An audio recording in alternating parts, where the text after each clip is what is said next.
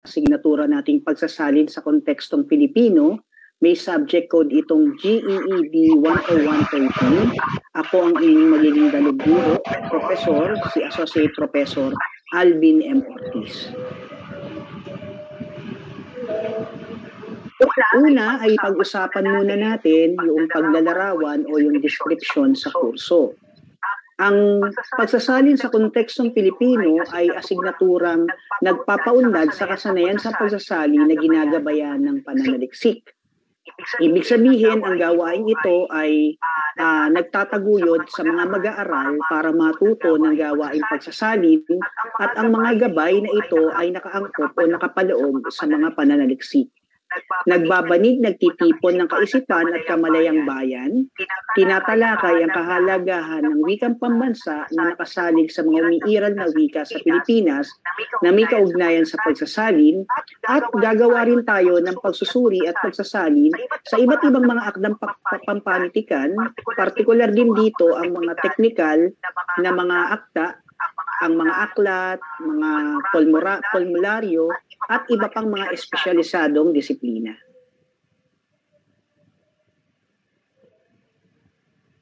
Ang layunin ng kursong pagsasalin, inaasahan na matutunan ng mga mag-aaral pagkatapos ng kursong ito ang mga sumusunod.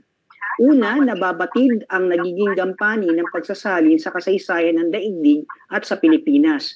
Nararapat lamang na alamin natin ang kasaysayan, pinagmulan at simulain ng gawaing pagsasalin sa Pilipinas at sa mundo. Natutukoy ang teorya at konseptong umiiral sa isinagawang pagsasalin sa bansa. Matalinong nasusuri ang implikasyon, epekto ng pagsasalin ng mga teksto sa kaalaman at kulturang bayan. Ibig sabihin, hindi lang tayo basta magsasalin. Titignan din natin kung ano ang impact, ano ang kahalagahan, at kung ano yung pwedeng maibahagi ng output pagsasalin sa pang-araw-araw na buhay ng mga tao, sa iba't ibang mga disiplina, sa kultura ng bayan, at pinakamahalaga, doon sa iba pang mga disiplinang related ang gawaing pagsasalin. Naipaliliwanag rin ang kahalagahan ng wikang pambansa, wikang katutubo, kaalaman at kulturang bayan sa proseso ng pagsasalin. Mahalaga ito dahil hindi naman tayo basta-basta pupunta kagad sa talakay ng pagsasalin.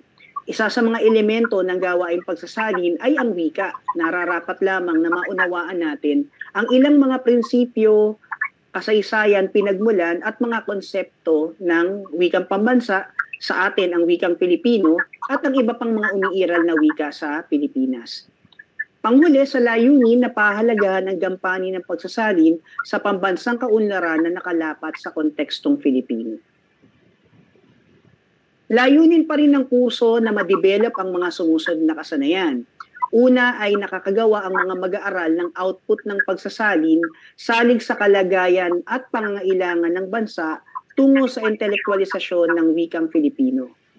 Pangalawa, nakapagsasali ng mga teksto batay sa larang, disiplinang kinapapalooban na tutugon sa pangangailangan ng lipunang Pilipino.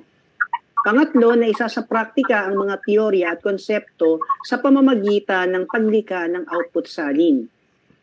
Pang-apat, nakapagtitipon ng mga tekstong naisasalin, makabuo ng aklatang bayan na naglalaman ng naisaling teksto batay sa piling larang na magiging kapaki-pakinabang sa lipunang Pilipino. Ito yung pinakalayunin ng asignaturang pagsasalin, na makagawa tayo ng aklatang bayan o library na kung saan nakapaloob dito yung iba't ibang mga sali na gawa ng mga mag-aaral sa iba't ibang mga disiplina, ang mga espesyalisado at mga technical na kakayahan o yung mga trabaho ng mga Pilipino batay doon sa unang wika papunta doon sa pangalawang wika. Mahalaga ang gawaing pagsasalin kasi nagtatampok ito ng kultura at kaalaman bayan batay sa umiiral na tekstong nakasalin sa isinasagawang pagsasalin sa iba't ibang industriya at larang ng disiplina. Dapat pag nagsasalin tayo, isa rin sa mga tinitingnan dito ay kung ano ang kulturang kinapapalooban ng unang wika papunta sa pangalawang wika. Mahalaga ang kultura sa gawaing pagsasalin. Nabibigyang halaga ang mga tekstong naisalin sa pamamagitan ng mapanuring pagsusuri, at naiuugat ang mga teorya, konsepto at kasanayan ng pagsasalin batay sa kultura at kaalamang bayan. Para sa plano ng kurso, ito po yung mga asignatura sa pagsasalin, mga paksa at yung bunga ng pagkatuto. Para sa unang linggo, magaganap yung tinatawag nating oryentasyon sa pamamagitan ng lecture video. Susundan ito ng pagtalakay sa batayang kaalaman ng pagsasalin. Dito pag-uusapan ang kahulugan at kahalagahan ng pagsasalin, tungkulin at katangian ng tagasalin, mga teorya sa pagsasalin, at yung mga uri pa ng pagsasalin na pwede nating gawin at pag-aralan kapag tayo ay tutungo na doon sa gawain ng translation. Susunod, sa ikalawang linggo, pag-uusapan natin yung maikling kasaysayan ng pagsasalin.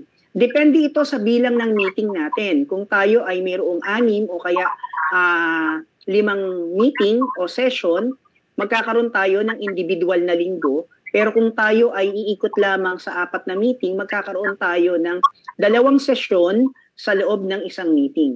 So posible na ang una at ang ikalawang linggo ay magaganap sa unang araw ng pagkikita natin. Pag-uusapan din natin yung diwa ng pagsasalin para dun sa 3rd session. Mahalaga ito dahil ang layunin ay maipabatid sa mga mag-aaral ang gampanin ng pagsasalin sa kasaysayan ng daigdig at sa Pilipinas. Pang-4, para sa session 4 ay yung pagsasalin tungo sa intelektualisasyon ng wikang Filipino. Dito ire-relate natin o iugnay natin ang kaalamang natutunan natin sa intelektualisasyon ng wikang Filipino na nakapaloob bilang talakay sa asignaturang Filipinolohiya at Pambansang Kaunlaran at iuugnay natin kung paano nagagampanan ng gawaing pagsasalin yung pagiging intellectualized ng wikang Filipino. Para sa pang-5 session, pag-uusapan natin ang proseso ng pagsasalin. Pang-6 na session naman ay yung pagbuo, paglikha ng output salin. Ang paraan ng pagmamarka para sa asignatura, mahalaga ang pagdalo sa klase. May binibigay akong marka para sa attendance. Ito ay 10%. Iwasan ang pagliban sa ating klase dahil ito ay online. Anumang pagliban ay maitatala at kung ang bilang ng session natin ay 6 o kaya ito ay 4, pinakamainam na huwag lumagpas sa isa yung absent dahil tayo ay online. 35 bahagdan para sa module. Meron din tayong pagsusulit, gawain, partisipasyon sa klase. Ito yung tinatawag nating recitation, 10%. At yung output salin naman, ito ay 45%. May kabuuan itong 100 bahagdan o 100%. Ang mga bahagdan ay maaring magbago depende sa magiging pag-uusapan natin sa mga susunod na pagtalakay. Maaring ang output salin ay maging 35% o maging 30%, samantalang ang natitira o ang iba pang bahagdan ay maaring magbago. Maaring magbago ang module, maaring maging 40% ito, ang pagsusulit o partisipasyon sa klase naman ay maaring maging 15 o 15 bahagdan. Depende sa magiging oryentasyon o pag-uusap natin sa paglipas ng mga sesyon. Ilang mga tagubilin kapag nagpapasa ng gawain o module. Para sa online mode, magpasa sa taktang oras at araw. May itatalaga akong oras at araw kung kailan dapat ibasa ang Module 1, Module 2, Module 3, Module 4. Kaya tignan ito sa MS Teams o kaya sa LMS na gagamitin natin. Tiyaking naka-attach ang file bago ito i-turn in sa LMS o MS Teams. Huwag kalimutang i-attach yung mga file. Baka mamaya ang ipinapasa nyo ay yung mismong dokumento na hindi na i-turn in doon sa LMS o MS Teams. Wala akong makikita dito at maaari kayong mamarkahan na 0 o wala kapag hindi na i-attach yung file. Tiyakin na ito'y ipinasa sa angkop na folder na LMS o MS Teams. Bawat assignment, bawat module assignment, mayroon akong itatalagang mga folders. Doon lang dapat ipasa o ilagay o i-turn in ang module para sa Module 1, Module 2 para sa Module 2 na gawain, at doon sa mga susunod pang gawain. Gaya ng nabanggit sa una, may itinalagang araw at oras lamang ng pagpapasa. Ilan pang mga tagubilin sa pagpapasa ng gawain?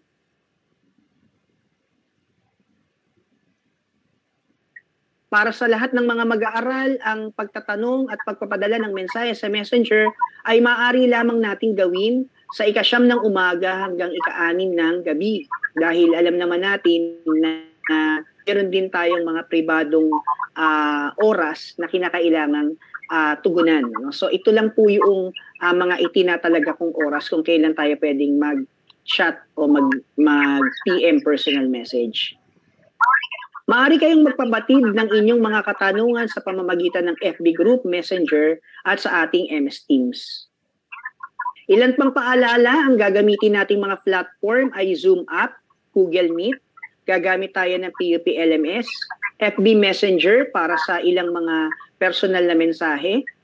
Para sa pagpapangalan ng file, ang halimbawang pagpapangalan kung kayo ay magpapasa sa email o kaya naman sa MS Teams, lagyan nyo ito ng pangalan ng file name katulad ng makikita sa PowerPoint presentation.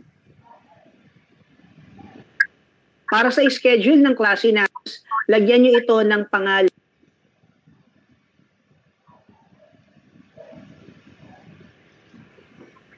Okay, naririnig ako? Yes po. Yes po. Okay. So, batay doon sa orientation natin, makikita ninyo na mahalaga talaga yung attendance. Sa Open University System kasi meron lang tayong 4 na session at kailangang dumalo dito. Kung hindi makakadalo dito sa 4 na session na ito, napaka-imposible rin na magawa yung mga gawain sa module. Kung hindi makadalo, may kulang sa attendance, malaki yung posibilidad na kayo ay ma-incomplete. At ang paraan para makumpleto o makakomply doon sa nakulangang attendance ay dadalo doon sa susunod kong klase sa susunod na SEM. So ito ay ginagawa ko na. May mga klase ako na kulang ng ilang attendance, halimbawa 1, 2, o kaya talagang hindi nakadalo pagkatapos 3 lang yung dinalo, dumalo ng last meeting. Ang ginagawa ko doon ay pina-attend ko ulit sa susunod na klase ko. So meron kayong mga kaklase dito o baka meron nasama dito sa klase na ito yung ilan sa mga estudyante ko na hindi nakapag comply doon sa attendance kaya in-incomplete ko sila. Para naman sa pagpapasa ng mga gawain, sundan lang itong file name na ito. Pag magpapasa ng mga gawain sa MS Teams, kung maaari yung mga ipapasa nyo ay PDF file tapos ganito yung branding o ganito yung pagpapangalan dun sa inyong mga file. Kung module lang ipapasa, module 01, kung final paper naman, ganyan din. Papalitan nyo lang ng section nyo tsaka yung last number dun sa section ninyo yung ilalagay. Huwag magpapasa ng mga file na katulad ng link o kaya yung mga G drive na nangihingi pa ng permiso. Isa ito sa mga nagiging dahilan kung bakit na-incomplete yung mga estudyante ko. Kasi PDF lang yung pinapapasa ko, nakahingi na ako ng permiso, hindi naman sinisin o kaya hindi naman inaalaw. Kaya ang nangyayari, computation na ng grade, posting na, ini-incomplete ko na kasi hindi ko mabasa yung kanilang gawa. PDF yung i-attach dun sa Teams at siguraduhin hindi corrupted yung file na inyong ipapasa. Okay, so meron lang tayo 4 na session, yung susunod ay December 21, yung susunod na 2 session ay January, huwag mawawala doon. Ano? Ang pagpapasa ng mga module ay depende dun sa panahon ng pagbibigay ko.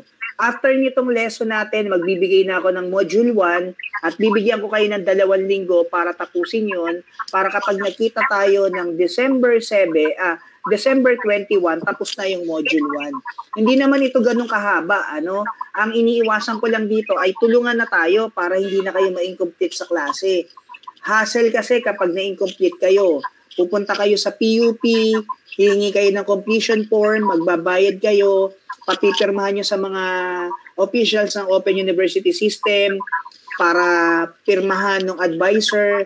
Kapag nakuha nyo na yung grade, kailangan may kopya kayo, dadalhin nyo sa SIS, maghihintay kayo sa system na mabago yung grade. So ito yung ilan sa mga dahilan kung bakit bumabagal yung proseso ng pagkuha ninyo ng marka. Para sa pinal na papel, sasabihan ko na kayo, iwasan nyo mag-Google Translate. May application na kung saan nadidetect ko kung gumamit kayo ng AI o hindi.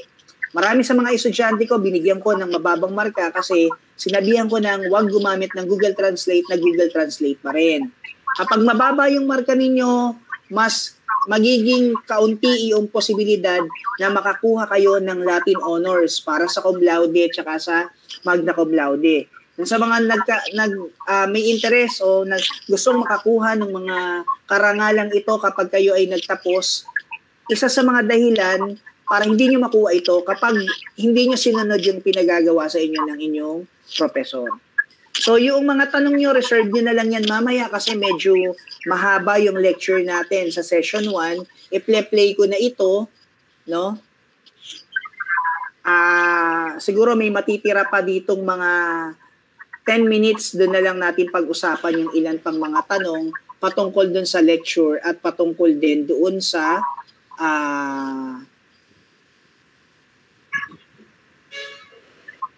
sa orientation natin.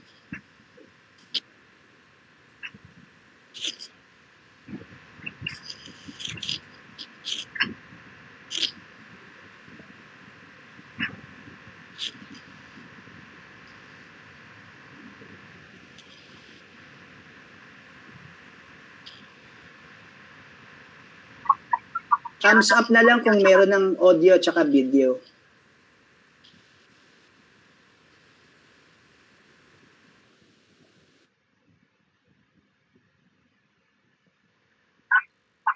Ang paksa natin para sa session 1 natin sa pagsasaling wika ay yung mga salik na dapat nating isaalang-alang sa disiplina o yung gawaing pagsasalin. So hindi muna tayo tutungo doon sa pinakakahulugan ng pagsasaling wika. Bagkus aalamin muna natin yung ilang mga elemento o yung mga sangkap na pwedeng makaapekto sa atin bilang mabisang tagasalin o doon sa gawaing pagsasalin.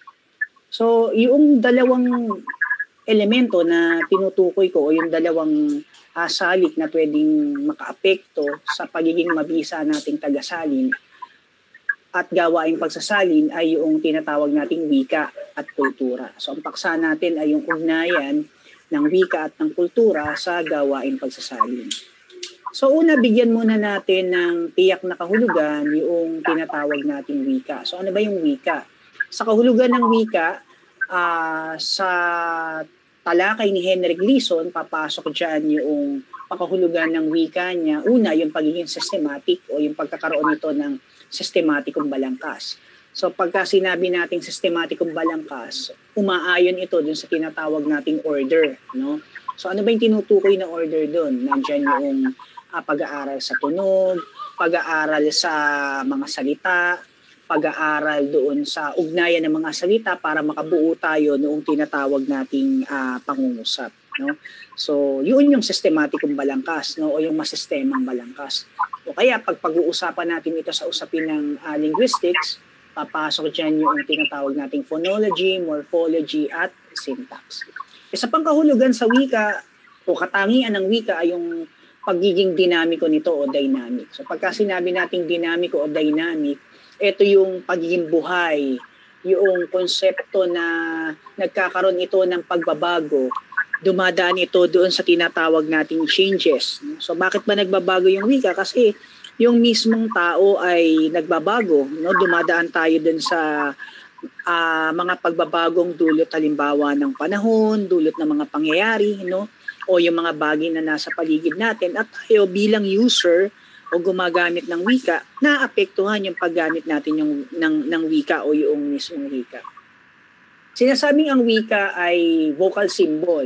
So ito yung pinaka-epektibong paraan na itatala natin yung wika gamit ang tunog sa pamamagitan ng tinatawag nating mga simbolo. So pagka sinabi natin wika, papasok dito yung tinatawag nating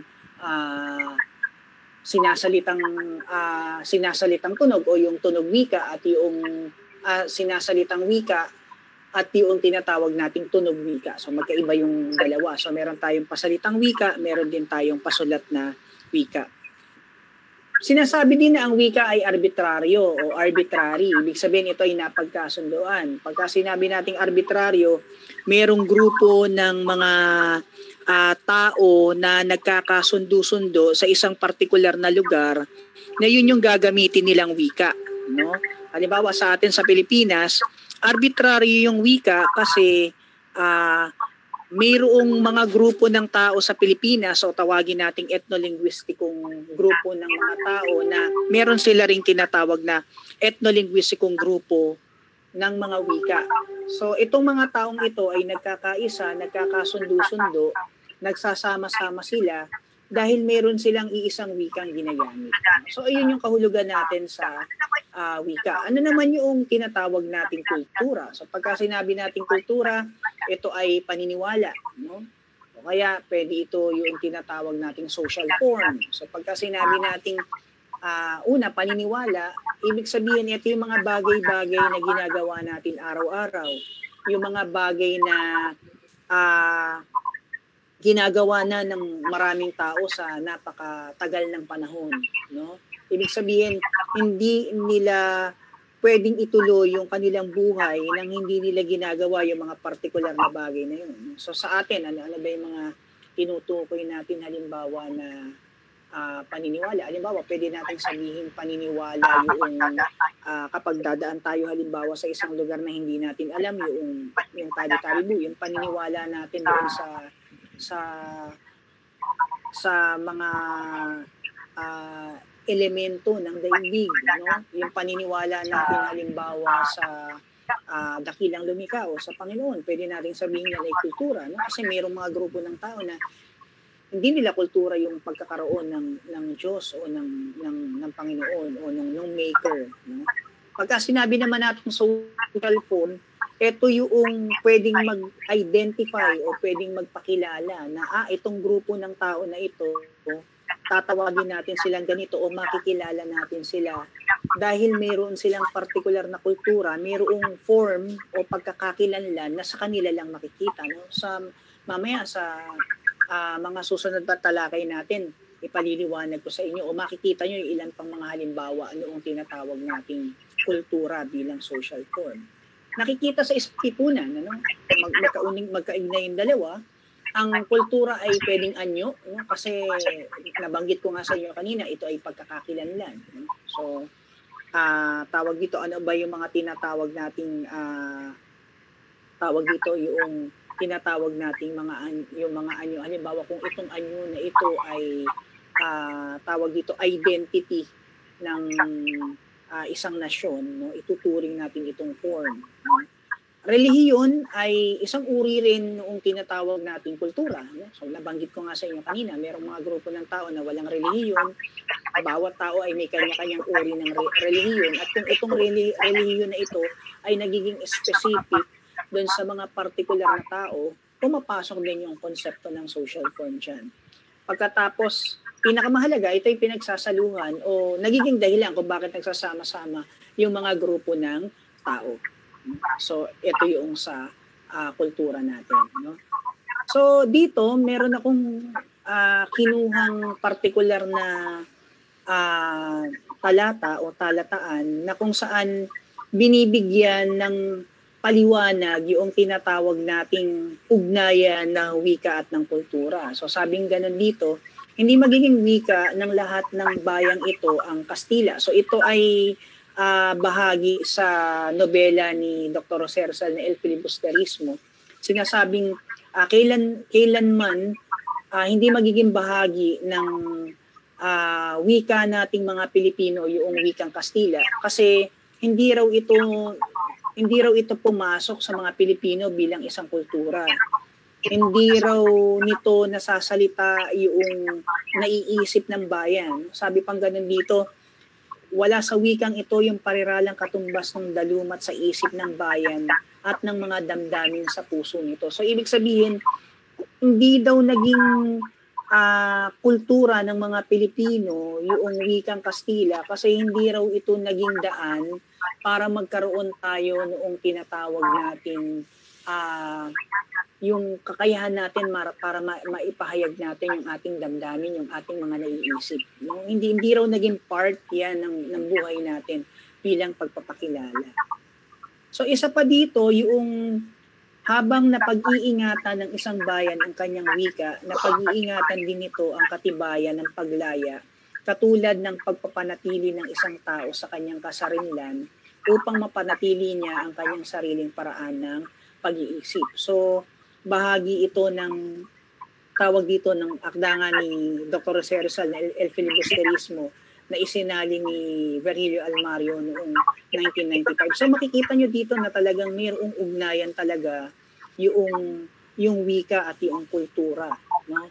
sa buhay nating mga tao. Yung iba sinasabi nila na ang wika daw at ang kultura ay parang pares ng sapatos, hindi raw yan pwedeng paghiwalayin, ano? Mababaliwala ang isa kung wala yung isa. So, sa pahayag dito ni Dr. Jose Rizal, talagang makikita nyo na magkarugtong o talagang magkaugnay yung tinatawag nating wika at kultura. Kung gayon, pwede nating masabi na ang wika ay nakapaloob at siyang nagsisilbing puso sa katawan ng kultura. So, sinasabing yung wika daw, ito raw yung pinaka puso, no? At yung kultura naman daw, ito yung bumabalot doon sa wika. Ito yung nagpuprotekta, no? Ito yung nagpapakita na kung anong uri ng kultura meron tayo, ito ay bunga noong tinatawag nating wika. Sa ibang scholar, baliktad naman sila. Ang sabi nila na ang nagdidikta raw sa wika ay yung mismong kultura, no? Parang ang gustong sabihin dito, kung ano yung gawi ng isang tao, kung ano yung nakagisnan, kung ano yung ikinikilos ng isang tao, ito raw yung magtutulak sa tao na bumuo o lumikha ng isang paraan ng pagpapahayag na kung saan ginagamit yung tinatawag nating wika. Mamaya pag-uusapan din natin yan. No? Itong susunod na talakay, siguro yung pwede nating iugnay dun sa bahagi na yun. Ano? Yung usapin ng tinatawag nating linguistic relativity ni Sapir tsaka ni Whorf. So ano ba yung linguistic relativity ni Sapir tsaka ni Whorf, no?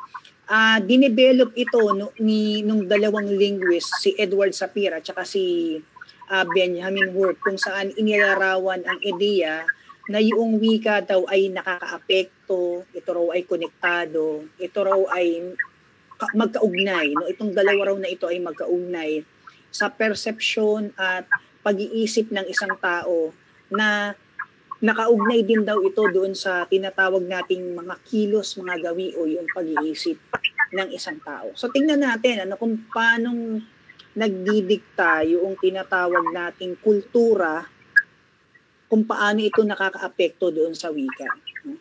So isang pinakamagandang halimbawa nito yung Aztecan na wika ng mga Hopi. Merong grupo ng mga tao na tinatawag na Hopi. At itong mga Hopi na to, wala sila nung concept ng oras.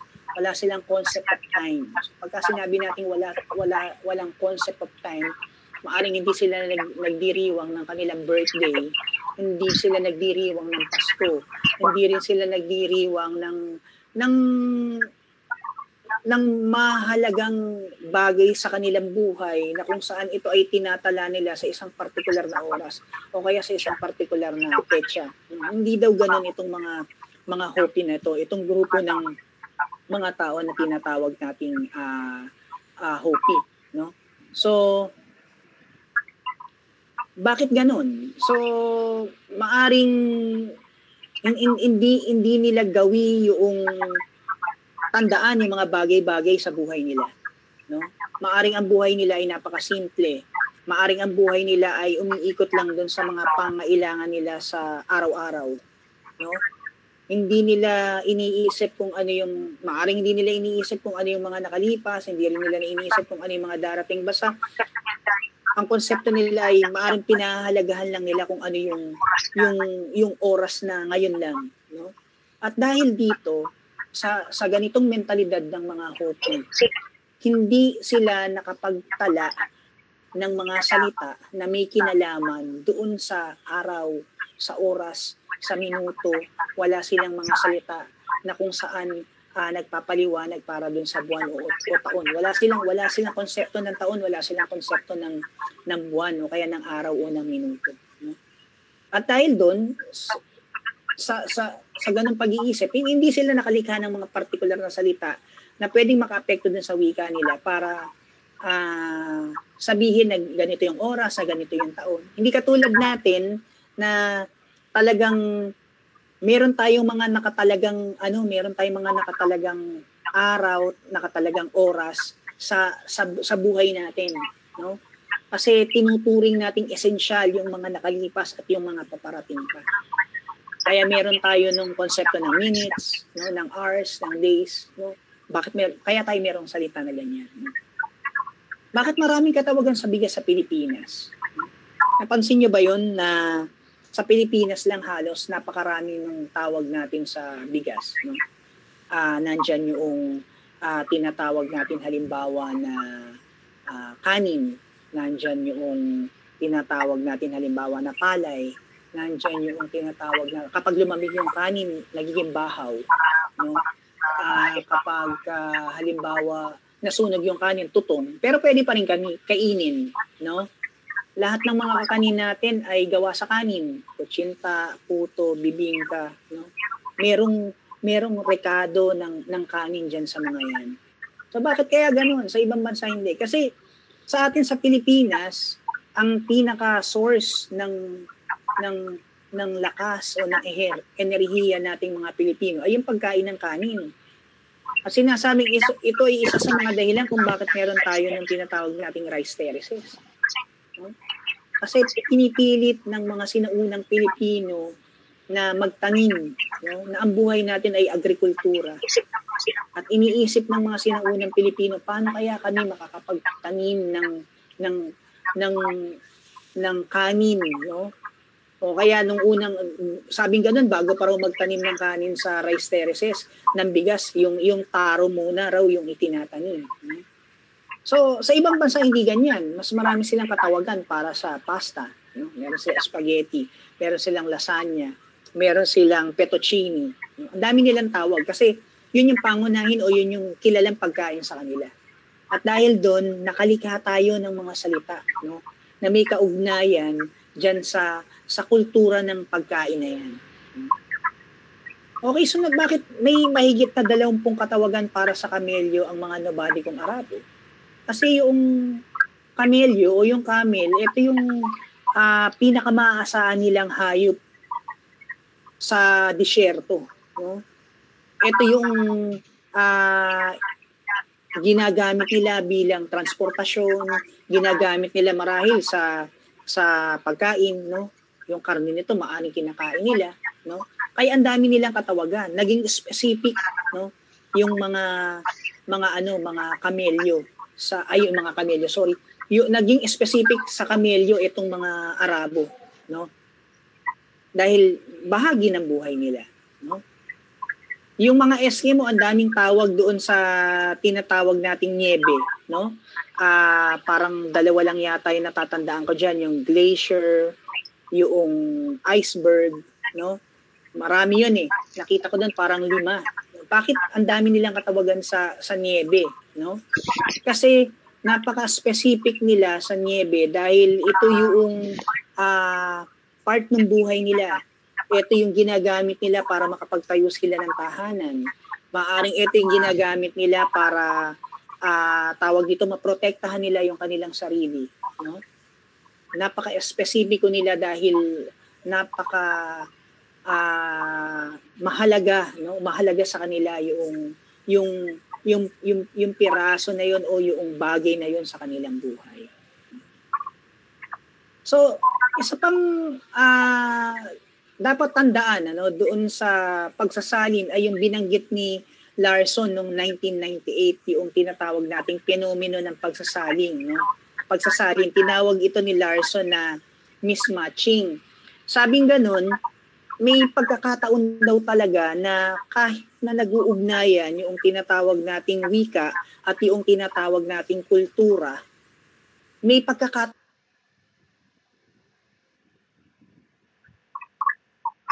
Okay pa po? Ayos pa kayo dyan? Yes, sir. Yes, sir. Yes, sir. Taon daw na talagang nahihirapan yung mga tagasalin na bigyan ng katumbas na kahulugan yung isang partikular na kultura sa isang wika dahil doon sa kawalan o maaring kasalungat o hindi talaga makikita yung partikular na kultura na yon sa kultura ng wikang pagsasalina natin, yung TL o yung tumuhal ng lengguwahe, no? Isang pangyayaring naalala ko diyan yung yung anak ko, no? Sabi niya ganun, tatay, ano ba yung sali, no? Ano ba yung katumbas sa Pilipino nung bayanihan, no? Sabi kong ganun, parang wala yatang katumbas ang bayanihan sa wikang Ingles. Sabi niya, bakit walang katumbas yung bayanihan sa wikang Ingles? Kasi yung bayanihan ay talagang sa Pilipinas lang. No? Sa Pilipinas lang makikita yung konsepto na makikisama ka, magpapawis ka dahil kailangang buhatin mo yung bahay ng kapitbahay mo sa isang partikular na lugar. Napakahirap noon kasi kung ordinaryong tao yun o kaya kung sa kasalukuyang panahon, yung konsepto ng bayanihan baka wala na dahil ang unang iisipin ng mga Pilipino, aalis na naman yan. Magiging malayo na naman sa atin yan, bakit pa natin tutulungan? Pero hindi ganun yung hindi ganun yung konsepto ng bayanihan noong unang panahon, no? Talagang tawag dito, tinutulungan nila yung kanilang kapitbahay kahit na ito ay pupunta na sa malayong lugar. Pero yung bayanihan natin sa paglipas ng panahon, nagbago yan, no? Hindi na lang yung laging paglilipat ng bahay. Tinuturing din na bayanihan, halimbawa yung pagtulong natin sa kapwa natin, no?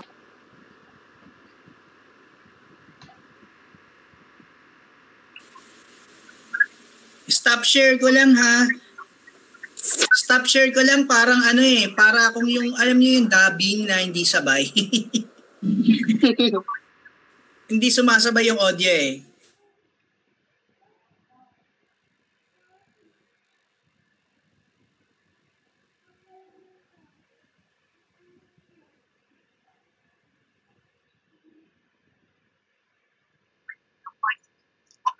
Halimbawa, yung community pantry ay isang uri ng bayanihan. So bakit natin ituturing na bayanihan yun? Kumbaga hindi mo na tinitignan kung sino yung bibigyan mo eh.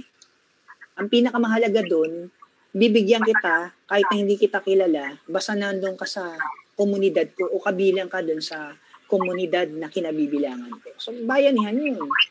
At itong kultura na ito ay hindi natin makikita sa kultura ng ibang mga bansa. Maaaring meron silang katumbas. Kaso, ang problema, yung pagiging tiyak na katumbas nitong salin sa wikang Filipino, no, papunta doon sa iba pang mga wika. No? So, talagang pag nagsalin kayo, magaganap sa inyo yung tinatawag nating mismatching na binanggit ni Larson noong 1998. No? So, isa pang scholar na nagpaliwanag noong tinatawag nating kahalagahan ng wika at noong tinatawag nating kultura ay si Jesus Salazar noong 1996. Meron siyang artikulo yung ukol sa wika at kulturang Filipino, no? Tinalakay niya dito yung sa ugnayan ng wika at kulturang Pilipino. Pinaliwanag doon ni Jesus Salazar na talagang magkaugnay ang wika at ang kultura, no? So nagbigay siya ng ilang mga puntos o ng ilang mga talakay doon sa kanyang journal, sa kanyang artikulo, no? So sabi niya ganun, ang wika daw ay pahayag, pahiwatig, impukan, daluyan, no? Kabuuan ng isip, damdamin, gawi, kaalaman at karanasan ng mga grupo ng tao. So ito yung mga tinalakay niya, no? So sinasabi niya ganoon, ang wika daw ay pahayag, pahiwatig ng kultura, yung pagkakaroon ng katumbas sa iba't ibang wika sa Pilipinas. So dito, tinalakay niya dito na ang Pilipinas daw kahit na napakaraming katawagan o o iba-iba yung katawagan sa isang partikular na pangyayari o isang partikular na sitwasyon o isang partikular na salita, no? Na may kinalaman sa buhay natin, kahit na iba-iba raw yung tawag niyan, related pa rin yan, ano? Kahit na iba-iba yung ibinibigay nating katawagan diyan sa lexing na yan, dahil iisa yung kultura natin, nagkakaparehas pa rin o maaring magkakalapit pa rin yung tinatawag nating pagbuo noong mga salita. So tingnan natin yung halimbawa na binigay niya dito, no? Merong salitang ibinigay dito, yung tinatawag nating ikararwa sa Ibanag, merong salita na kamarerwa sa Pangasinense, kalag sa Bicolano, kararwa sa Iloco, kaladuwa sa Kapampangan, at kaluluwa sa Tagalog. No? So kung titingnan nyo dito, yung form o yung paraan ng pagbuo ng mga salita ay halos magkakalapit lang. Meron lang mga nauulit na partikular na pantig, merong mga nadadagdag na salita, may mga nadidilit na bahagi ng salita. Pero patungo pa rin ito doon sa kahulugan sa Tagalog na kaluluwa. So ano ba yung kaluluwa? Sa artikulo ni Tantongco at ni Abrera, no, noong 2001, sinabi niya na yung kaluluwa daw ay salitang nangangahulugang dalawa.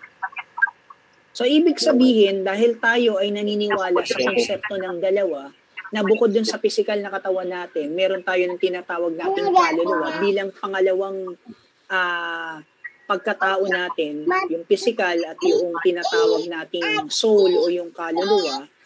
Ito raw ay nagdulot sa Pilipino o sa maraming Pilipino o sa mga katutubong wika sa Pilipinas para makalikha noong partikular na salita na itatawag dun sa konsepto ng dalawa nating mga Pilipino. Kaya lumabas itong mga salita nito. So, tignan pa natin yung ibang paliwanag ni Jesus Salazar. So, nandyan yung wika bilang impukan, kuhanan ng kultura. No? So, bakit impukan? Bakit kuhanan? No? Dahil daw sa kultura nating mga Pilipino, nagiging dahilan daw ito para makalikha tayo ng mga partikular na salita. Bakit tayo may mga tiyak na bakit tayo may tiyak na katawagan sa mga miyembro ng pamilya, yung ate, kuya, ditche, sanse, biyanan, manugang, balae. Bakit kaya? No? Kasi tayong mga Pilipino, naniniwala tayo dun sa tinatawag nating order system. Naniniwala tayo na sa loob ng isang tahanan, sa loob ng isang komunidad, sa loob ng isang bayan, no? Kinakailangan may mamuno. Kinakailangan mayroon tayo ng tinatawag nating mag-guide sa atin. No? So, bakit tayo mayroong katawagan halimbawa sa nakakatandang babae, ate, nakakatandang kapatid na lalaki, kuya, tapos ditche, sanse, biyenan, manugang, balae. Itong mga salita na ito ay marinig nyo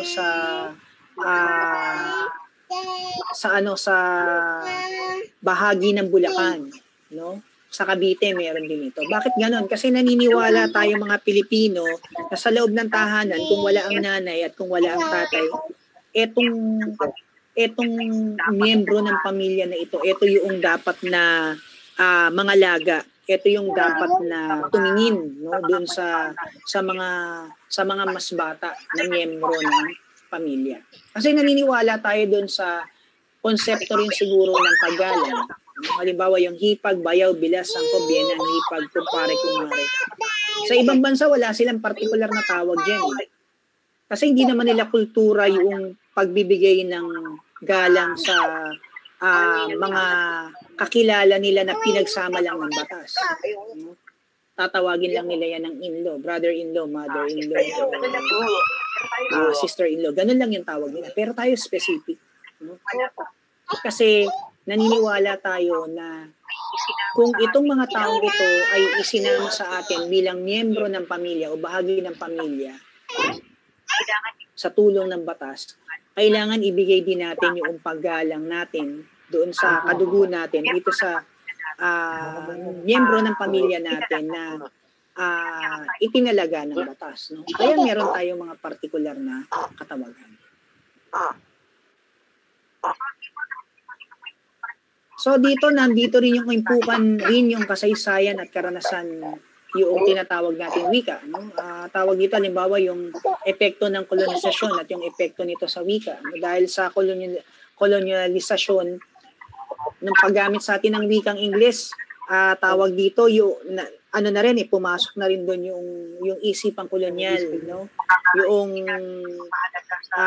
hindi natin pagpapahalaga sa kapwa natin o sa bayan natin dahil doon sa itinuro sa atin ng mga Amerikano at nung ilan pang mga nanakop sa atin. So, tawag dito, impukan din o ipunan, no? Yung tinatawag nating kultura, no? Para doon sa wika. Pangatlo, yung wika bilang daluyan ng kultura. So, pagka sinabi nating wika bilang daluyan ng kultura, ito yung paglalarawan kung sino ba yung mga posibleng tao na pwedeng daluyan, no, ng tinatawag nating kultura. Natural, itong mga tao katulad ng polyglot, linguista, tagasalin, at yung mga taong nabibilang sa higit sa isang lahi, no? Tiyak yan, hindi lang isang kultura ang dumadalay dyan. Halimbawa, pagka sinabi natin polyglot, ito yung mga taong higit sa 2 wika yung kayang gamitin, kayang bigkasin, kayang isulat, no? At ang paraan para maunawaan nila ng maayos yung wika na yun at magamit nila ng maayos yung wika na yun, kailangan maintindihan din nila yung kultura noong bayan na yun, no?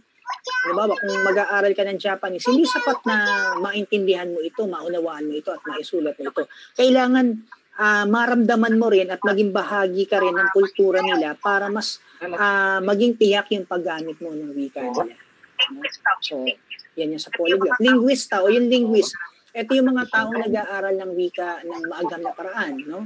Yung mga language scientists na tinatawag. Sila yung mga taong pinag-aaralan yung isang particular na wika batay dun sa kung saan ito nagmula, ano yung particular na katangian ng wika na yun, no? So, paano dadaluyan ng kultura yan? Halimbawa, kung mag-field work ka sa linguistics, bilang isang linguist, pupunta ka sa isang particular na lugar at aaralin mo yung wika ng grupo ng mga taong ito, no? Hindi sapat yung maitala mo lang yung mga salita at yung mga tunog na ginagamit nila. Kailangan meron ka ng tinatawag nating paglubog o yung tinatawag nating immersion, no? Kailangan manirahan ka doon, no? Maintindihan mo yung wikang ginagamit nila batay doon sa pang-araw-araw na ginagawa nila. Yung kultura, paano nila ginagamit yung mga salita na yun, yung wika na yun sa pang-araw-araw na buhay nila. So talagang dadaluyan ng bagong kultura yung mga linguista. Ganon din yung tagasalin, hindi ka pwedeng magsalin ng isang wika papunta sa ibang wika nang hindi mo alam yung culture ng wika na yun. Halimbawa pwede tayong magsalin ng mga wika sa wikang Ingles kasi bilingual tayo. At yung pagiging bilingual natin, natutunan natin yung kultura nila, yung kultura ng mga Amerikano, no? Kaya nga meron tayong tinatawag na akulturasyon, no? Nung dumating ang mga Amerikano dito sa Pilipinas, akulturasyon yung nangyari. Binago nila yung culture natin, no? Pinaniwala nila tayo na dapat ganito, no? Wikang English yung dapat niyong gamitin kasi yung wikang English ang magpapalayo sa inyo, no? Bilang mga barbaro, no? Ito yung mag-aangat sa inyo bilang intellectual na nilalang, no? Dahil naniniwala sila na yung wikang English daw yung magbibigay ng karunungan o mag-aangat ng karunungan sa mundo. Yung konsepto ng manifest destiny ng mga Amerikano, tawag dito, yun yung pinaniniwalaan nila na yung wikang English kasama yung kanilang mga kultura ang magbubukas, no, ng daan para maging intelektualisado ang lahat ng tao sa mundo. Siyempre, kapag halimbawa, hindi lang iisa yung lahi mo, no? Halimbawa, ikaw ay Filipino-American, no? Filipino-Chinese, no? Japanese-Filipino, hindi lang iisa yung ano mo, yung lahing kinabibilangan mo, talagang dadaluyan ka ng kanilang kultura. Talagang dalawang kultura yung matututunan mo o yung magiging bahagi ng buhay mo. Sino yung dalawa na yan? Sino yung dalawa? Classmate ko yan? Classmate ko yan? Nakikita na ako. So, Okay. Magbibigay ako ng bagong link sa ating GC. Lipat kayo doon Yan. para tuloy-tuloy tayo. May pinadala na akong link doon sa ating GC. Lipat na kayo doon, ha? Sige. babay po. Po. Maliit damay. Maliit damay. May maliit damay. May maliit damay sa TV.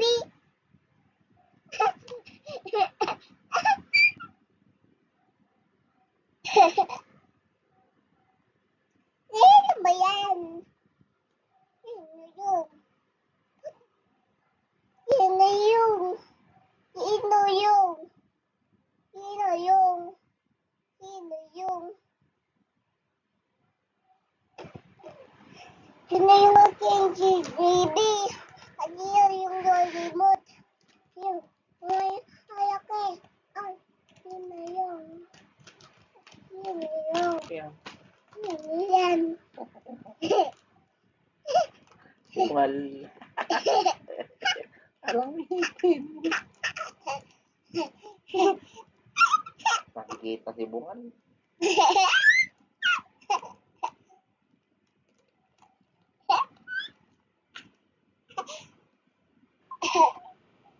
Tingnan mo, mabaliit kamay, oh. Pa. Tingnan mo, maliit kamay.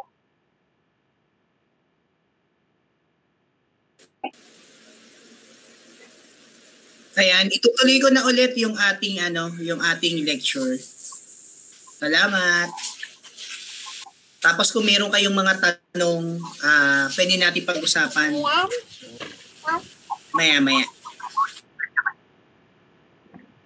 Thumbs up na lang ulit kung may audio na tsaka video. Napunta kay Mala. Ligo na ikaw. Ligo na ha, tapos sleep na ha. Para mamaya, sunduin si Mama.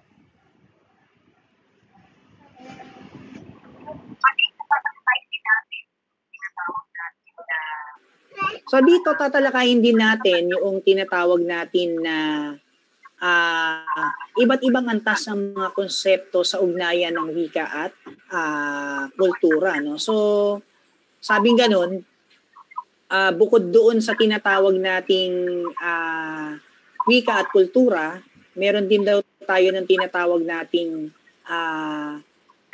mga konsepto na kung saan nag-uugnay din sa tinatawag nating kultura. So tingnan natin kung ano yung mga yan. So, una yung tinatawag nating mga katutubong konsepto. So,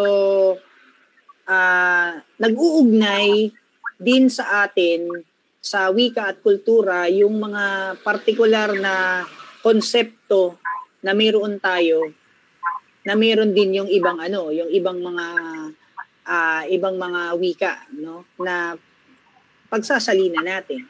So, halimbawa yung konsepto ng pagiging pikon, no? Kung magsasalin tayo galing sa English pupunta sa Filipino, o kaya yung teksto na sasalin natin ay Filipino papunta sa English, kinakailangan tignan kung ano yung mga katutubong konsepto na mayroon yung wika na yon. At tignan kung paano ito maisasalin sa isang particular na wika na kaiba doon sa kultura. Halimbawa yung konsepto ng pagiging pikon, tayo lang ang meron yan. No? Tayo lang yung meron yan, yung konsepto ng pagiging pikon. Kasi yung pagiging pikon, yan ay bunga ng pagiging masayahin nating mga Pilipino eh. Parang ang layo, ano? Bakit nagkakapikunan? Kasi ang pagkakapikunan, ito ay bunga ito ng pagbibiruan. Gusto natin kasi lagi ang buhay natin araw-araw masaya. At gumagawa tayo ngayon ng paraan kung paanong itong pang-araw-araw na buhay natin magiging masaya. Umiisip tayo ng paraan kung paano magiging katawa-tawa yung mga kaibigan natin, yung mga kakilala natin. At itong mentalidad natin ng pagiging masayahin, nagdudulot din ito noon tinatawag nating maaring pwede natin sabihin pagkapinsala o pwedeng pagkainis, no? Na kung saan natatapakan natin yung damdamin ng mga kaibigan natin, ng mga kilala natin, nagiging dahilan para magkaroon ng tinatawag nating pagkakapikunan, no? So bukod dyan, yung konsepto ng pagpapahiwatig. Sa ibang bansa, lalo na sa wikang Ingles, wala yung konsepto ng pagpapahiwatig. Lalo na sa mga Hapon, wala sila ng konsepto ng, pakiramdam ko ang mga Hapon ay mayroong konsepto ng mayroong konsepto ng pagpapahiwatig. Pero sa mga Amerikano, hindi sila yung nagpapahiwatig. Straight to the point sila. Kung ano yung naiisip nila, kung ano yung gusto nilang sabihin sa iyo, sasabihin nila sa iyo yun. Pero sa atin, hindi ganoon, no? Kitang-kita sa kultura natin yung tinatawag nating konsepto ng pagpapahiwatig. Halimbawa, kapag mag-a-apply ka ng trabaho, sige po, tatawagan na lang po namin kayo kung okay na po yung interview. So kung titignan natin doon, hindi tutuwir ang sinasabi sa iyo na hindi ka natanggap. Pero may mga partikular na pahiwatig o may mga partikular na kilos na ginagawa para ipaalam sa iyo o ipahiwatig sa iyo yung hindi ka natanggap sa trabaho. No? Para hindi ka masaktan. So ganyan tayong mga Pilipino. No? Halimbawa, ihingi ka ng dagdag na baon. O kaya meron kang gustong bili na album. O kaya regalo. O meron kang gustong bagay. Magpapahiwatig ka. So paano ka magpapahiwatig? Lalambingin mo yung nanay mo. No? Maglilinis ka ng bahay. No? O kaya naman halimbawa ay tawag dito, gagawa ka ng mga bagay na ikasisiyan ng iyong mga magulang para mayroon ka ipapahiwatig, no? So, sa amin bilang mga magulang, medyo nakakatakot 'yun kasi yung mga bagay na hindi naman ginagawa dati ng mga anak ko, ginagawa ngayon, meron silang gusto, no? At hindi yung tuwiran sinasabi, no? May pagpapahiwatig. Yung mga konsepto sa karanasan ng bawat lugar. Halimbawa, yung nabibilang tayo sa isang partikular na lugar at yung lugar na yun ang nagtuturo sa atin kung bakit ganun yung kilos natin. No? Halimbawa, kung ikaw ay malapit sa tabing ilog o kaya malapit ka sa tabing dagat, mayroong mga partikular na karanasan na magtuturo sa iyo at yung karanasan na iyon ay lilikha ng mga salita o ng mga katawagan dahil din sa pang-araw-araw ng buhay. No? Halimbawa, kung ikaw ay kabilang halimbawa sa isang lugar, halimbawa na tawag dito na nananampalataya o kaya ganap na ganap yung Kristyanismo, no? So, ibig sabihin, magdudulot yun ng mga kilos. At yung mga kilos na yun ay magdudulot din ng mga salita na may kinalaman dun sa partikular na kultura na yun o nakasanayan na yun. Konsepto bunga ng pagtatakda ng kahulugan. No? So, halimbawa, yung bunga ng pagtuturo at pagkatuto sa akademya. No? Konsepto yung pagkakaroon ng mabuting asal, yung pagkakaroon natin ng maayos na pag-uugali. No? Yung tinatawag natin halimbawa na paggalang sa mga nakatatanda, paggamit ng po at opo, yan ay nanggaling sa akademya. Itinuturo yan sa atin sa paaralan. Ayan, yung konsepto ng pakikitungo, yung pakikipagkapwa-tao, no? Nasyonalismo, lahat ng mga yan ay itinuturo sa atin sa paaralan. Yung tawag dito, yung pagbibigay ng katutubong kahulugan sa ideya ng mga salitang hiram, no? So, ano ba yan? Halimbawa, yung dulot ng pakikipag-ugnayan natin sa ibang lahi, naging dahilan para yung ibang mga salitang ginagamit nila ay gamitin din natin, pero iba yung kahulugan. Halimbawa, yung salvage, yung traffic, yung diet, yung kasa, yung kotse, yung karo. Itong mga ito ay galing sa ibang wika, sa wikang Ingles. Pero iba yung pakahulugan natin dyan. Yung salvage sa wikang Ingles, ang kahulugan niyan ay pagsagip. No? Kadalasang ginagawa yan kapag may lumubog na barko. No? Pero sa atin dito sa Pilipinas, yung salvage, ang ibig sabihin ay pagpatay. Kasi noong 1980s, maraming mga Pilipino ang pinapatay at tinatapon sa mga ilog. marahil may isang Amerikano na nakakita ng Pilipinong palutang-lutang din sa ilog, sinabi niyang salvage, na ang kaisipan ay sagipin, pero iba yung naging dating sa mga Pilipino noon, no? Nagkaroon ng kakaibang konsepto, no? Sa maraming Pilipino, yung salitang salvage, na pagka sinabing salvage, pinatay, itinapon kahit saan, particular sa ilog o kaya sa dagat. Sa English, pagka sinabing traffic, mabilis na umaandar yung sasakyan, mabagal na umaandar yung sasakyan, traffic yun. Pero sa atin, ang konsepto lang ng traffic ay, tawag dito, ang konsepto lang ng traffic sa atin ay hindi umaandar yung sasakyan. Yung diet sa atin ay kaiba sa wikang Ingles. Pagka sinabing diet sa wikang Ingles o sa Amerika, ibig sabihin, meron kang mga particular na pagkain na kakainin lang. Halimbawa, vegetable diet, seafood diet, no? Fruit diet. Ibig sabihin, kumakain ka pa rin. Pero sa Pilipinas, pagka sinabing diet, hindi ka kakain. So, magkaiba. No? Yung tinatawag nating kasa, no? Sa Kastila, ang kahulugan ng tawag dito yung kasa ay bahay. Pero sa Pilipino, ang ibig sabihin ng kasa ay bahay-aliwan. No? Hindi ko alam kung yun yung nakalimutan ko na. No? Pero pagkakasa bahay sa Kastila, pagka sa Pilipinas, bahay-aliwan. No? Pagka naman sinabing kotse, ang kotse sa mga Kastila, ang kahulugan nito ay yung nilalagyan ng patay. Na sa atin, yung kotse, kapag nilagyan mo ng patay, ang tawag sa atin doon, karo. So, baliktad sa atin. Yung karo sa atin na sinasakyan ng patay, kapag ililibing, yun ang kotse sa kanila. So, ibig sabihin, tawag dito, tignan din, no? Tayo bilang nagsasalin, tignan din natin yung kung paano natin hihiramin yung mga salita. Okay. Yung pagbibinyag o paggamit ng katutubong salita para sa pandaigdigan o banyagang konsepto. No? Ito yung tinatawag natin mga karanasan, pananaw, kaalaman sa kulturang Pilipino na malapit o kahawig ng kultura ng ibang bansa. So ano ba yung mga yan? Halimbawa yung konsepto ng babaero, pakikiramay, pakikisama. So kung tayo magsasalin, tignan natin, ano ba yung pwedeng katumbas nito? No? Ano ba yung pwede nating magamit na katumbas nitong mga salita na ito sa wikang Ingles papunta sa wikang Pilipino o wikang Pilipino papunta sa wikang Ingles. So tignan natin kung ano yung katutubong konsepto na mayroon yung SL o yung simulaing lingwahe papunta dun sa TL, tunguhang lingwahe.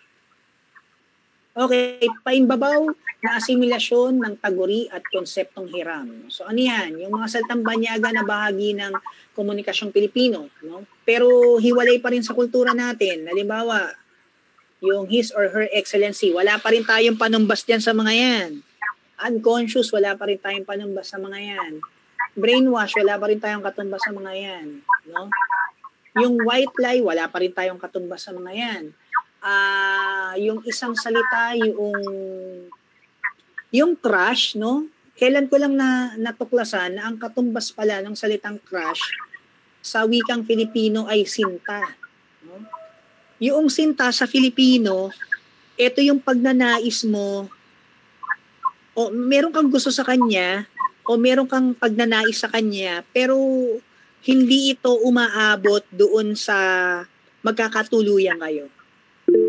Kumbaga sinisinta kita, ang ibig sabihin nito, meron akong paghanga sa'yo, pero hindi ako umaasa na magiging tayo. No, yun pala yung kahulugan ng sinta. Ang kahulugan, ang katumbas na sa Ingles ay crush. Ayan. So, pwede nyo gamitin yung crush. Yung sinta bilang katumbas ng crush. Okay, mga ligaw na banyagang konsepto, ano yan? Halimbawa, yung Halloween, wala pa rin tayo niyan. Ligaw yan. Ano? White Christmas, wala tayo niyan.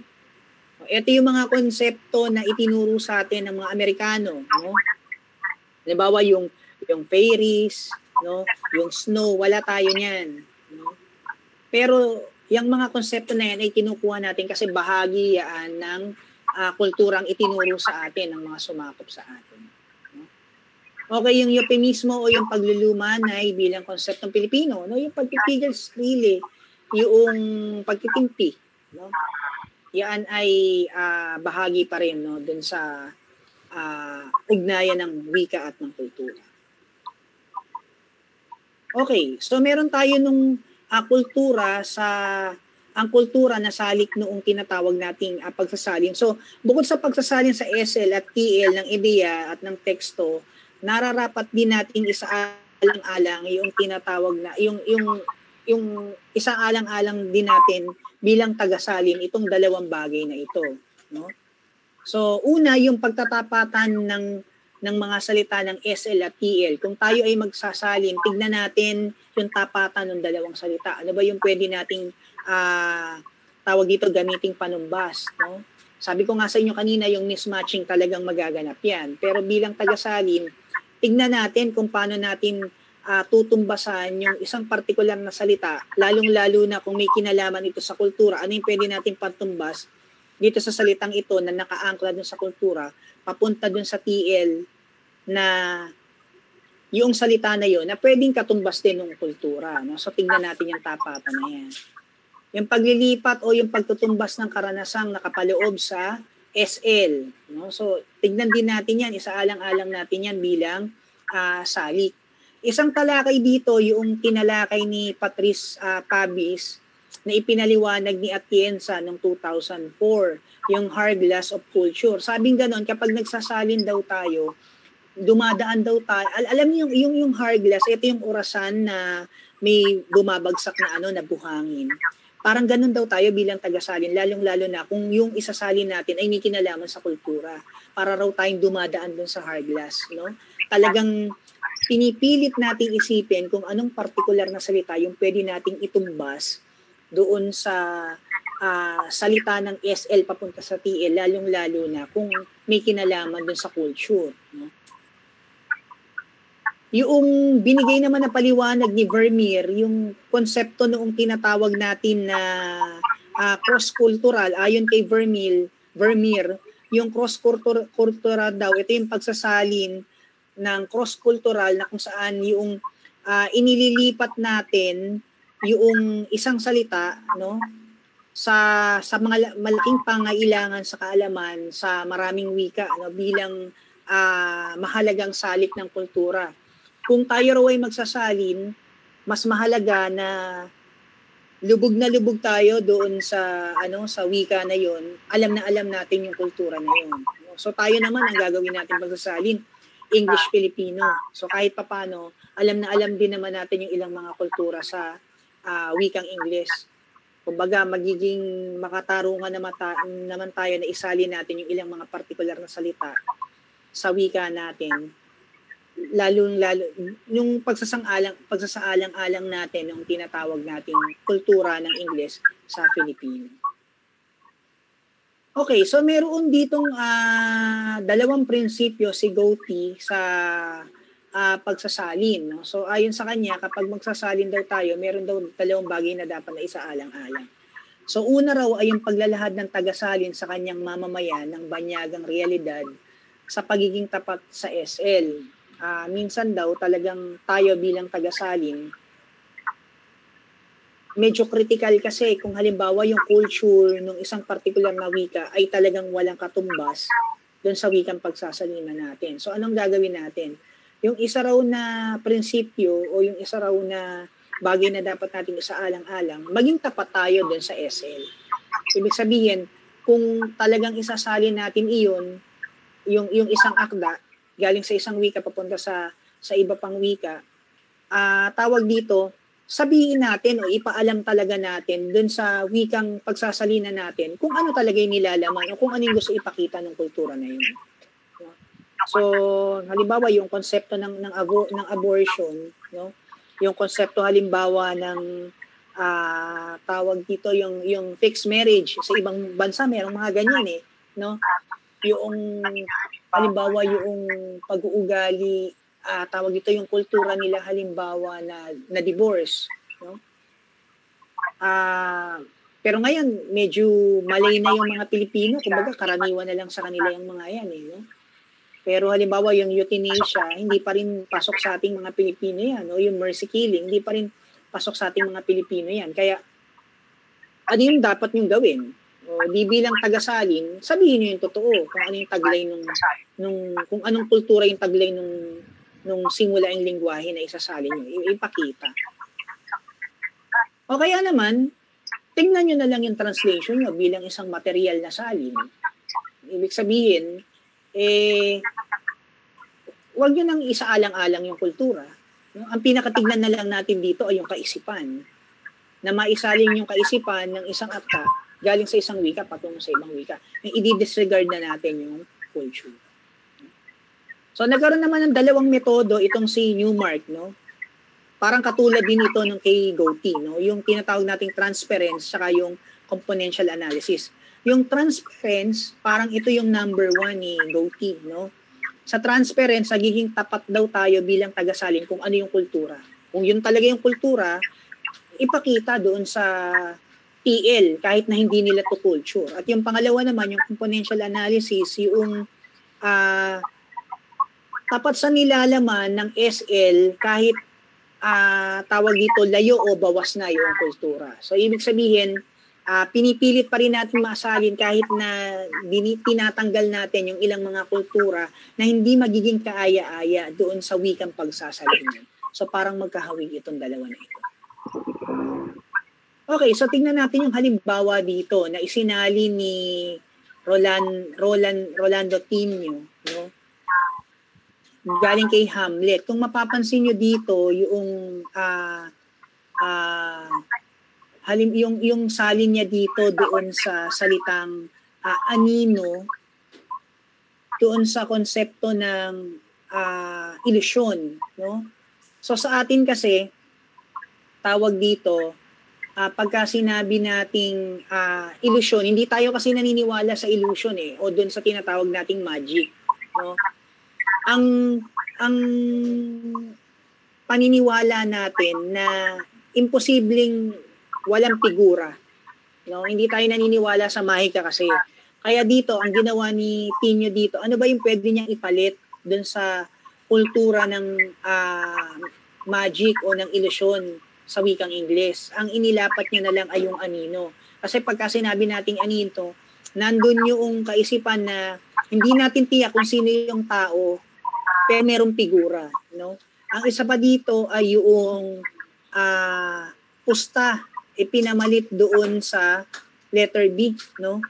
Yung pupusta akong mangungusap ka sa kanyang ang multong mailap sa atin. So, ang sinalin dito ay yung upon my life, no?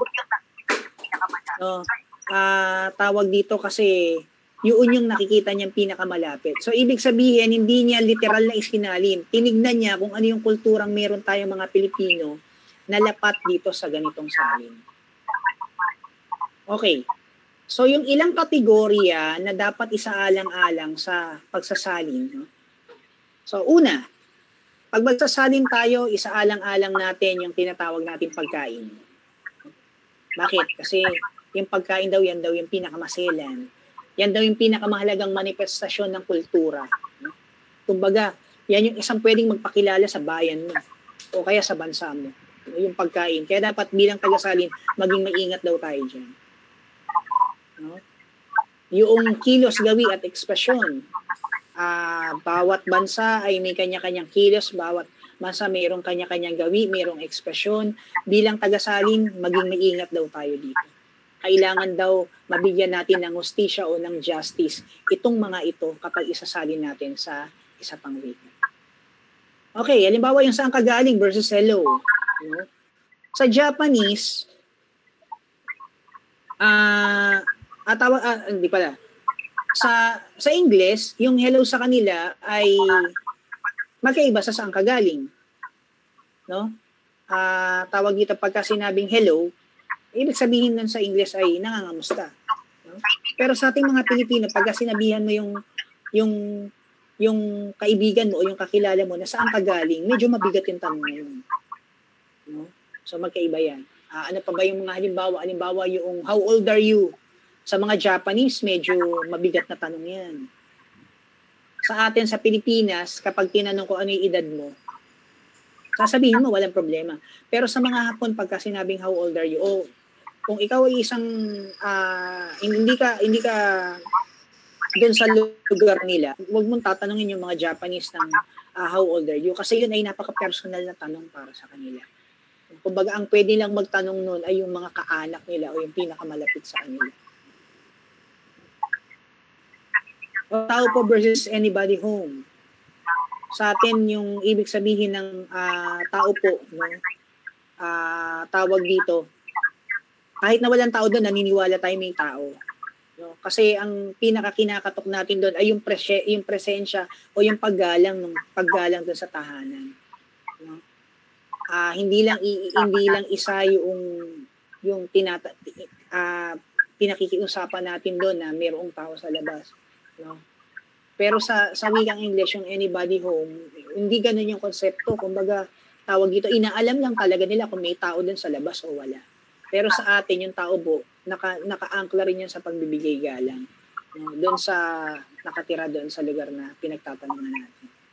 Magkano ang sahod? How much do you earn? Sa atin, medyo tawag dito, medyo sensitive yan tanong na yan. No? Bibihira sa mga Pilipino o medyo tawag dito, ano ba yung salitang ilalagay ko dito, medyo unethical yung tatanungin mo yung sahod, no, ng mga kaibigan mo, yung mga kakilala mo. Unethical yan. Pero sa ibang bansa, walang problema yan. Sabihin nila kung magkano yung sahod nila. Okay, eto na nabanggit ko kanina, ilang taon ka na, tsaka yung how old are you. Ano pa, yung kaugalian, sa alang-alang yan, no, bawat nasyon, bawat akda na isasali ninyo, nakapaloob dyan yung kaugalian. Yung ate, kuya, bayaw, hipag, at iba pa, no? Kaugalian natin yung mga Pilipino. Kasuotan, isa alang-alang din yan. No? Kung ilalarawan natin o kung isasali natin isang partikular na akda na kung saan tinatalakay yung kasuotan, maging tiyak at kailangan maisali na maayos. Kostumbre o yung tradisyon, dapat din yung isa alang-alang. Paniniwala, no? Napakahalaga din yan. Okay, at yung geography at yung kalikasan, kung ilalarawan natin sa akda yung kalagayan ng yung geography at yung kalikasan ng isang bansa. So,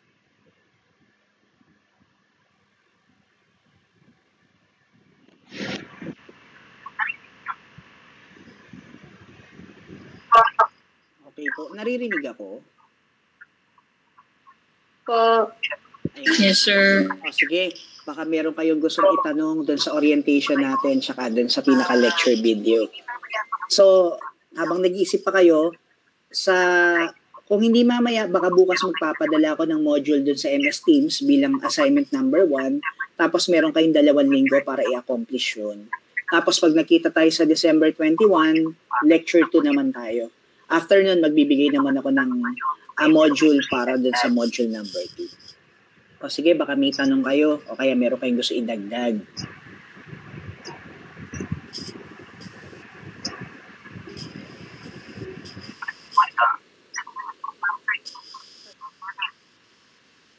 Wala. Sige, Sir Kenneth. Sir Kenneth. Nakamute po. Hello po, good morning. Sorry po. Sige. Sir, meron lang po akong question kanina dun sa nabanggit niyo po about dun sa attendance. Kasi sabi niyo po, na-discuss niyo naman po na very important yung attendance. Now, let's assume po na dun sa 4 sessions natin, naka-attend lang ng 3. Tapos may isa pong hindi na-attend si student. Dun po sa, kasi nabanggit niyo po na parang kailangan or parang pinapa-attend niyo si student dun sa next class niyo po. Kailangan po bang attendan ni student yung isang session lang with the other class or lahat din po ng sessions doon?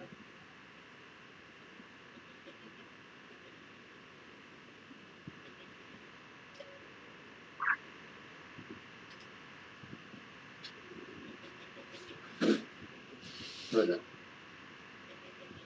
Hello.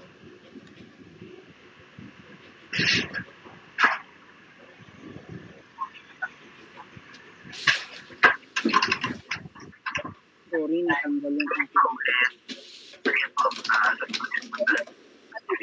Kenneth pa ulit. Sige po. Ano yun po, sir? Ang tawag dito? Kung ilan Kasi kung halimbawa, 3 yung na-attend niya tapos kulang ng isa. Opo. Sabi niyo po kasi, may iba po kayong students na pinapatin niyo po sa ibang sessions niyo sa ibang klase. Now, let's assume po na yung klase na yun may 4 sessions din. Kailangan po bang attendan niya lahat ng sessions na yun or isa lang? Yung isa lang. Kung ilan yung hindi niya na-attendan at kung anong session lang. Okay. Kasi ang idea dito kasi, kaya ganun yung ginagawa ko. Unang-una,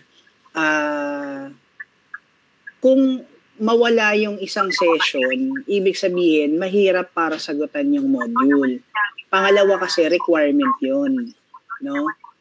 Ayaw naman din namin na, sa amin, sa Open University, ayaw din naman namin na basta mamimigay lang kami ng grade, o kaya basta mamimigay lang kami ng diploma, okay na. Hindi ganon. Ano? So, ibig sabihin, kung requirement yung 4 na meeting na kailangan yung attenan, kailangan pasukan, kailangan sundin natin yun. Halimbawa, naka-attend ka dun sa 3 meeting, pagkatapos na incomplete ka, sa susunod na SEM, sa klase ko ng pagsasalin, ibibigay ko yung link kung ilan yung kulang. No? Halimbawa, kung isa yung kulang o kayong 2, attend. Pero meron kasi akong mga klase na talagang hindi talaga naka-attend. Yung last meeting na talaga. May mga klase kasi ako, halimbawa, last meeting na lang sila a-attend. Halimbawa, 4 yung session. Darating na dun sa pang-4 na session. Pagkatapos nun, late pa dumarating. So, yun ang ginagawa ko doon. Pinauulit ko talaga lahat. Kasi ano na yun tawag dito, wala na talagang maiintindihan doon dahil hindi na nila nakuha yung part 1 tsaka doon at tsaka yung iba pang mga bahagi nung session. Tsaka syempre, unfair din naman kasi merong mga estudyante na pare-pareho kayo nagtatrabaho tapos gumagawa ng paraan para maka-attend doon sa klase, no? May nakikita ko mga nasa opisina, yung iba mga nasa tindahan pa talaga na umaattend ng online class, no? So, tawag dito syempre, yung Open University ay para doon sa mga mag-aaral na nagtatrabaho tapos gusto pa nila talagang makatapos. So, ibig sabihin talagang parang no choice talaga na makapunta sila sa classroom kasi meron silang mga priority na dapat na tugunan. At ito yung matugunan yung mga pangailangan nila sa pamamagitan ng pagtatrabaho. Pero syempre naman, tawag dito, sa PUP naman, hindi naman tayo yung basta-basta, halimbawa yung magbibigay na lang ng grade o kaya tawag dito, isa lang yun attenan nyo tapos makikita nyo may grade. No? Hindi naman, syempre, maganda rin yung ganun. So, ako, yun yung pina-practice ko. At okay naman, wala namang, hindi naman nagiging problema dahil kung second sem nyo kukumpletuhin yun, ibig sabihin, kalahati ng taon bago mag-lapse yung grades ninyo, nakuha nyo na. So, yun yung pamamaraan na ginagawa ko. Tsaka kasi required talaga yung 4 na meetings. Hindi naman pwedeng magbibigay kami ng module, paano nyo masasagutan yung kung wala yung lecture ng inyong mga professors. Final paper, kapag hindi nagpasa, incomplete din o kaya kulang na modules. Sa mga final papers naman, yun lang, magbibigay lang ng, ipapasa lang yung kulang. Tapos syempre, kailangan wag lalagpas din sa isang buong taon. Kasi may 1 year kayo para makomply yung mga yun. Kaso nga lang, ang iniiwasan ko kasi, minsan the more na matagal yung panahon, lalong hindi nako-comply, lalong naglalaps. Kaya ganito na yung pinagagawa ko. Talagang inuunti-unti ko na. No, na pasa nyo na yan, check na natin. At least wala nang problema. Ganun lang naman yun Tsaka hindi naman ganun kahaba yung mga gawain. Kung makikita nyo rin naman sa iba yung mga subjects. Sige, isang tanong na lang para pumunta tayo doon sa siguro pwede na natin tapusin yung klase para Sige, Miss Jenny Lynn, last na tanong. Hi, sir. Yes po. Good afternoon po. Sir, ang question ko lang, do you accept po valid or reasonable excuses that won't be able to attend your class? Pwede naman yun. Halimbawa, biglang nagkaroon ng emergency halimbawa. or duty po na biglaan. Like, Pwede yun. Siguro doon ko na lang gagawa ng paraan kung ano yung mga pwede nating gawin. Halimbawa, ayun nga, may work engagement. Sige, magpadala na lang ng sulat tapos nakapirma yung mga dapat pumirma tapos gagawa na lang natin ng paraan kung ano yung pwedeng gawin din. Pwede naman yun. Wag lang yung madadalas kasi tawag dito, meron din naman kayong kakayahan para sabihan din naman yung office. Kung halimbawa, meron naman pwedeng ibang pumalit para hindi kayo maka-absent dun sa klase. Siguro, tulungan nyo rin naman kami, no, para magawa yung inyong mga marka ng maayos. Tawag dito, kung halimbawa, nakaschedule naman yan, tapos baka pwede nyong sabihin na, sir, meron po akong klase. Ngayon, kung talagang hindi kaya, no, di sige, gawa tayo ng excuse letter. Pero kung halimbawa hanggat pwede nyong ma-consider din kasi yung klase ninyo sa Open University, gawa nyo rin, ipakiusap nyo rin. Ang malungkot lang halimbawa yung nag-enroll kayo sa Open University tapos yung 4 na meeting na yon itatalaga o mapupunta halimbawa sa engagement ng trabaho, medyo may problema na doon kasi may responsibility rin kayo na kaya kayo nag-enroll sa Open University kasi talagang ilalaan nyo yung mga oras na yon na bakante para makapasok dun sa klase. So siguro nyo rin yun, i-consider nyo rin yun sa doon naman sa side ng school. Ayan. Yes, sir. Thank you po. Okay, sige. So, siguro gutom na kayo, no? At meron pa kayong mga klase sa susunod pa, no? Magpapadala ako ng module hanggang bukas. Tapos kung meron pa kayo ibang mga tanong regarding dun sa lecture tsaka tungkol sa orientation, pwede nyo akong i-PM dun sa ating GC. Okay?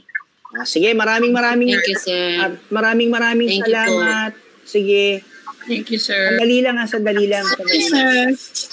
Wala mo nang aalis, ha? Okay, sir. Wala mo nang aalis. Sandali lang. Attendance po, sir. Hindi tayo mag-attendance. Sandali lang, ha? Hindi, okay na. Nakapag-attendance na ako. Sige, paalam. Bye-bye. Bye-bye po. Bye, sir. Bye, sir.